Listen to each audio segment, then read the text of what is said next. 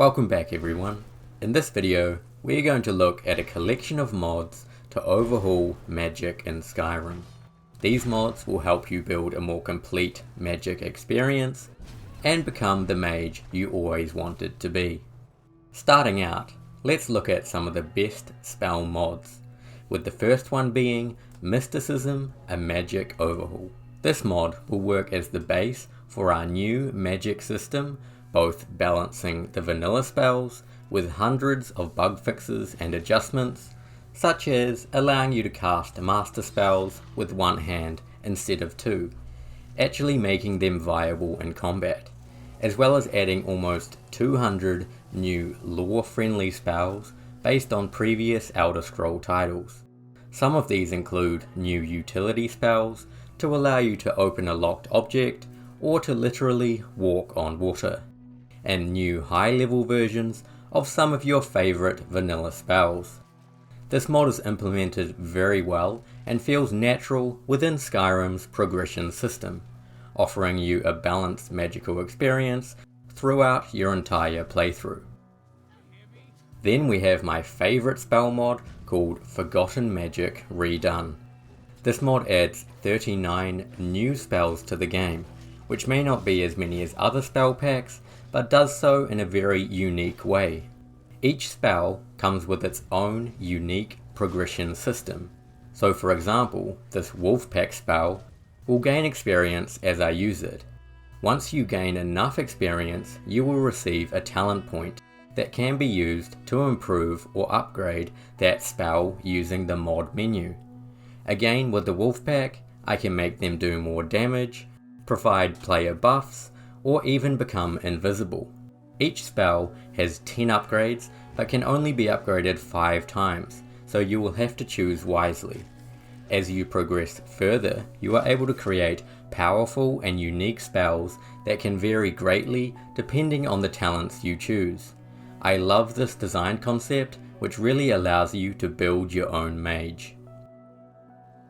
Then we have another favourite mod of mine called Storm Calling Magic, which adds 3 new spells all related to lightning. These include Streak, which allows you to dash forward like the Flash, Mage Fury, which calls down a bolt of lightning on your enemies, and Lightning Flood that creates a storm on the ground, damaging nearby enemies for a short time. All of these spells look and feel amazing. I am also using the add-on that turns the lightning into that beautiful golden colour. They are also all expert level spells and will only start appearing once you reach 75 in destruction. If you want even more spells in your game, then the last spell mod I'm going to show you today is the Apocalypse Magic of Skyrim spell pack. This mod adds over 100 new spells to Skyrim, spread across all of the schools of magic. All of the spells are all seamlessly integrated into Skyrim's leveled list, and I found they help make the magic schools of Alteration, Illusion, and Restoration become more viable, allowing you to solely specialize in one of those schools if you wish. There are also some great utility spells, such as Akato's Recital, which will auto-cast up to 3 spells when entering combat. Altogether, these spell mods add more than enough for you to sink your teeth into. Moving on, we are now going to look at a few new mechanics or additions to the Skyrim magical system. Firstly, let's look at a mod called Conduit. This mod is for people who enjoy playing as a SpellSword, as it adds a power that allows you to infuse your weapon in one hand with the spell in your other hand, giving your weapon a powerful magical effect. This effect will change depending on the spell type you are using, so you can pull off some pretty nice combinations. For example, the Fire Conduit makes this powerful fire tornado when performing a power attack. The next mod is more optional, as people might consider it a little overpowered, called No Spellcasting Time. All it does is remove the charge time from your spells, so you can essentially rapid fire different spells as long as you have the magicka available. I like to use this mod so my magic feels more responsive and in combat I can be a lot quicker to react in certain situations. It also does not affect master spells, so you don't have to worry about the imbalance there. Overall, I do enjoy using this mod to liven up my magic casting. Next is a mod called Enhanced Atronachs, which overhauls how Atronachs work to make them more effective to use in Skyrim. Essentially, it increases the damage and stats of the 3 vanilla Atronachs to make them more formidable in combat.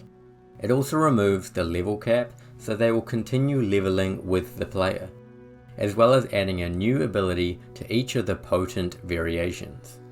This also applies to enemy Atronachs, so be ready for some new exciting battles. In vanilla Skyrim, the Atronachs become very underpowered in the late game, so this mod actually makes them a more viable option throughout your entire playthrough. Then we have the mod Magic Sneak Attack, which very simply allows you to perform sneak attacks with magic for those who want to play as a sneaky mage. There's really no reason not to have this mod, and it probably should have been in the base game. Just remember to also get the silent casting perk. Now we are also going to need a perk overhaul, and I'm sure most of you already know this one, but for those that don't, I recommend using Ordinator. The problem with vanilla perk trees is the magic schools lose half their perks to accommodate for cost reduction. This mod fixes that by condensing those perks down into a single point.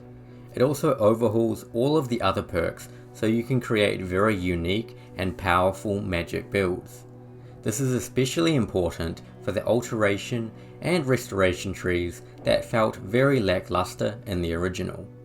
Overall, it's a very good and popular perk overhaul. Moving on to some magical animation mods, first up are the Goetia animation series by VeroLevi. These animations cover the walk, run and sprint animations, as well as the spellcasting, sneak magic, and enchanted staff movements. These animations are all made by the same author and were produced as part of a series, so altogether they give a nice flow to your gameplay and have seamless transitions. Highly recommended to use these mods. For SpellSwords, however, there is another option called the SpellSword Moveset, which features a nice set of animations when wielding both a one-handed sword and spell. The Goetia animations also cover SpellSwords, so if you would rather use those, then you do not need this mod. And the last animation mod is called Dynamic Random Spell Idle. This mod adds random idle animations when wielding spells, as well as random equipping and unequipping. These animations will only work if you are wielding spells, so they will not apply when wielding a weapon or a shield. They all look fantastic and are very smooth. I especially like the one where you juggle the spell up and down. Now let's take a look at a collection of visual mods for magic. The first is called Strange Runes. This mod adds magical runes to your hands when casting magic. The runes will appear when casting spells or scrolls and are compatible with modded spell packs such as Mysticism or Apocalypse. It also has the added feature of this large room for when you are casting a ward spell. Next is the mod called Frozen Electrocuted Combustion. This mod applies visual effects to NPCs and the player after being slain by magic. Some of the results can be pretty grim or shocking, you could say, but offer some spectacular visuals of what your spells can actually do. This is an amazing mod and one I wouldn't want to play without. I highly recommend giving it a try. On a similar note is the mod called Deadly Spell Impacts, which gives texture to surfaces when struck by a certain spell. Spell impacts include fire, lightning, frost, and spit. EMB users can also use the Complex Parallax add-on to give the textures some 3D depth to them. Another awesome mod that showcases the after effects of your magic. Then we have the mod Xin Reworked Elemental Cloak Spells, which replaces the visuals of the elemental cloaks, fire, frost, and lightning. These are, in my opinion, a lot more visually appealing than their vanilla counterparts, and are also less intrusive in first person view. Similar to that is a mod called Spell Rune Retexture, which replaces the visuals of the rune spells. This is a very small mod, but looks much better than the vanilla versions of the spell runes in my opinion. A nice little addition to any mod list. Next is the mod known as BURP Spell Tomes. This mod overhauls the cover of the spell books found in Skyrim, so you don't see the same book covers over and over again. These textures look fantastic and appear very magical. I will also link a patch collection so you can use these book covers for other spell mods like Mysticism. I also recommend picking up the Embers XD mod that will retexture your fire in-game, including your fire spells. This is the best fire retexture mod for Skyrim in my opinion, and you won't be disappointed. And lastly, for EMB users, you should also be picking up the mod EMB Light, so your spells give off that nice glow effect and light up their surrounding environments. It also makes fire spells seem a lot more realistic. Now let's overhaul magic sounds. For that we will be using the Airgetlam magic sounds mod, which reworks all of the vanilla magic sounds, but instead of me just talking about it, here is a short showcase.